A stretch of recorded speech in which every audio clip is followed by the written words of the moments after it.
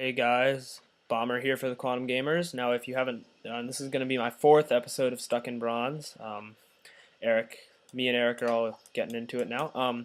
So if you haven't noticed, I am Rob from the Quantum Gamers. Bomber is not like a new guy. We haven't really brought on new people, so it's just Rob and Eric. We're StarCraft players. We play StarCraft. Okay. Anyway, and I got the Stalker portrait. News. I got the Stalker portrait, and I was promoted to silver in 2v2. I mean, I played all my practice matches. I just finished one, and then I finished them, and it's like, congratulations, you're silver. And I was like, oh yes. And so that's my first time ever being in silver. So whenever I do my whenever I do 2v2s, which I haven't, it'll be stuck in silver, but for now it's still stuck in bronze, because I'm in bronze 1v1 still. Anyway, sending out scouting drone, as always, and then I rallied back here to, because I'm going to put a pylon there if he doesn't find me, which he does this game, actually, and shift-clicking around, always. Alright, the build I'm going to this time is called the Forge Fast Expand. I love this build against Zerg. See, look, there's my Forge. How this build goes is you put a pylon down at your ramp, and then you go Forge Fast Expand, okay? You throw your Forge down, and then depending on whether he rushes or not, you put a cannon, and then you put your Nexus right here. So I love this build. I mean, it's a great build to use against Zerg. Now, my opponent, Shrokit, still hasn't scouted this out, because he's sending his long overlord here. Don't do this, I guess. I mean, you always want to get that earlier scout. But anyway, so the forge is done. I'm throwing up both my gateway and my pylon here. And now if you'll notice, this totally blocks off this side of my ramp, except for this little area right here, okay? That little area. And you know what I'm going to do with that little area? I'm going to put a zealot right there, and I'm going to tell him to hold position, okay? So that's how the wall in's going to go.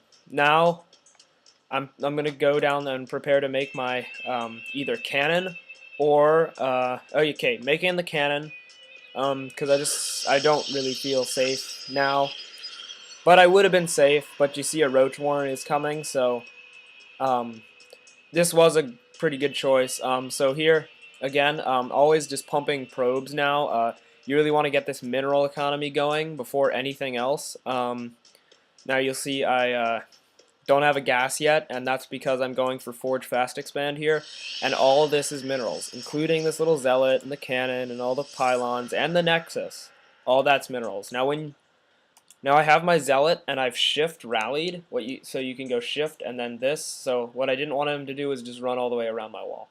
Okay, so there's my zealot, and I'm gonna hit hold position, which is down here. It's H anytime. So now I'll move him up probably, and that'll keep him, and he'll stay there. He will not move from this position unless you tell him to. So he'll block this area. It's Zergling proof pretty much now. So now I'm throwing up both my nexus and my gas at the same time. You want to do this, and now always just continuing to pump probes. Now let's look at my opponent.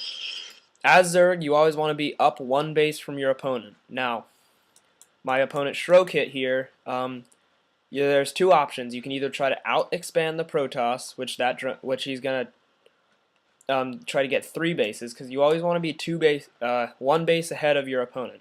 So now he's either going to try to roach bust, moving these 3, which is now a feasible strategy against the Forge Fast Expand. He's going to move all these roaches in, and I only have a cannon and a zealot, but another cannon's coming up. So he's going to try to work this pylon, which I don't agree with. He should have tried to work the gateway or the cannon, because roaches, if he had the roaches over here attacking the gateway, my cannon would not be able to hit them.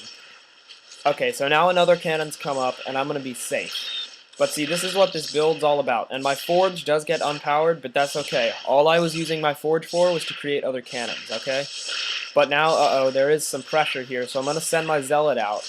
I should have done that earlier, but sending my zealot out, see, he has no shields, but that's okay. We'll just pull him back and he'll regenerate. And now I have 720 minerals to all recoup into probes here. and to recoup my whole cannon force, which I'm going to do. See, 3 cannons, and that's pretty much super safe. Alright, and then another pylon. And now I've actually thrown a pylon and my cyber core up here, and I'm going to start adding on a ton of gateways. And this is what you want to do as Forge Fast Expanding. You want to just pump this advantage that I have over Shrokit to the max. Okay, you don't want to stop pumping this advantage, because once you've stopped, then it's really not the point of this build. The point of the build is to just get such a hard economic advantage over the Zerg, which I have. I mean, he's just securing this natural, which, you know, Shrokit, he tried to roach bust, but it didn't really work. So now I have 3 cannons, and now I'm pretty much roach bust proof. And as you can see back at base, I'm researching Warp Gate, 3 more gateways and probes, and some stalkers. And I only have 1 gas, but I do have 3 harvesters on it. So this is all good, good and dandy here. Now he is massing up a measly force. I was about to say scary, but no, it's measly. Really, he should have been pouring more effort into this. If Zerg, if you're gonna really try to break the Forge Fast Expand, then you're gonna have to pour more roaches. Forget the Zerglings, okay? They're just gonna run up and get either butchered by the Zealot or killed by the cannons, okay? They're gonna do nothing. These roaches are what you should be focusing on, and he does have quite a nice force, but as you can see, I'm getting 4 stalkers, so they're gonna really help out against the roaches. He does focus this stalker, which I don't know with, but cannons kill a roach, and now more reinforcement stalkers have come in, and so we are going to hold this off with minimal losses sustained. No buildings even got hurt a bit. The thing that got hurt the most was this pylon, but it's just going to regenerate shields, and this is what I love about Protoss. And now we've got 4 more fresh stalkers here to totally negate anything he's trying to do. Now he is trying to get layer tech up, which was also a good idea, but he needs more bases, okay? Before he does this, I think he needs more bases, alright? Layer tech, good, but you need more bases. You only have 2 gas mining, and that's not going to be enough to fund mutas or whatever you want to get out of your layer. So now I'm warping in all my warp gates, and I think pretty soon now, I see I have 1,000 minerals, so I start taking all my gases, which is good, because you want to start taking all your gas and transition into tech. And so now what I'm actually going to do is I'm going to start throwing on 3 more gateways, I think. I should have thrown in a lot more. Yeah, 3 more gateways, and this is good. Just stay on top of this production, and I've got a lot of money. Look how much money that is. Now see, this is the first time I tried to Forge Fast Expand. I never really tried before this, so I don't know what to do with all my money. But now, I took this game a bit ago, and see, there's a changeling. I see it's a changeling because it's purple. Now, just kill the changeling. Always kill the changeling. Don't let the changeling run up here and see all my gateways, because that's just mean and nasty. But anyway, see, look at all my minerals. I have so many minerals. I'm adding on 2 more robos, and I should have. Now, he's trying to break the back door, but what I should have been doing this time is I should have been adding on, like, I could have added on 5 more gateways, okay? That is not excessive in StarCraft 2. That is mandatory, and that's a lesson I have to learn. Had to learn the hard way when I first tried out this game, and you really have to learn that you can never have enough production facilities. If you've got the minerals for it, you can get the production for it. And now I'm getting +1/+1 here on my forge. I probably could have gotten that earlier, and I should be transferring more workers here to my gas there, because I'm going to start transitioning in gas-heavy builds. And now I'm going to poke out with my probe and really break this wall I have and start to really push the Zerg back, because the Zerg really has free roam now of whatever he wants to do he can necessarily do. Now my 2 robos are out. I think I'm throwing a robo bay soon enough, and I'm warping in a ton. Okay, yeah. Shrokit lagged out of this game. I'm just going to tell everybody. I'm not going to act like my opponent's really stupid, but Shrokit left the game. Okay, he lagged out. I don't know why he did it, but he just lagged out. I think he turned off his computer or something like that. But he really did just lag out of the game. But he really had no chance of winning unless he pulled off a really, really impressive muta bust on me, and it took me by surprise completely. But it wouldn't, because I have that many stalkers, and that many stalkers is going to negate any amount of mutas that he can produce off of a layer with this many drones on the main, that many drones on the natural, and only quad gas, but no one mining it.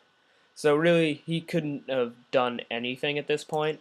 And so at this point, I'm just going to mass up a giant force, take 2 mortals, and really this is sort of what you want to do in this situation. I did not make any Colossuses, mind you, because right now this is like my anti-roach army, okay? You've got 2 immortals and stalkers. Those things murder roaches. As you see, a stalker has 15 versus armored, okay? And roaches are armored. Now if we go to the immortals, they have 55 damage versus armored, okay? So these people are roach killers. These are my roach killer squad. So this is really just, he's already lagged out, so I'm just a sadist killing my opponent when he's dead already. But anyway, so I'm gonna come in here and you can look at these look at this army here breaking things. You can go in and look at the immortal's face. You know, we can do all that. But again, really, I just want to stress in this, like, let's go to income. I love that page. 40 over 38. All right, that might seem like, I wish I had done that earlier, but that might seem like not a lot. But to have this much at about I think it's 15 minutes into the game. That's quite a lot of harvesters, and that just shows you how powerful this build really is. And I mean, just look at how effective these immortals are killing. I just had them kill that hatchery all by themselves. They did it all by themselves. I didn't even help. But anyway, all right.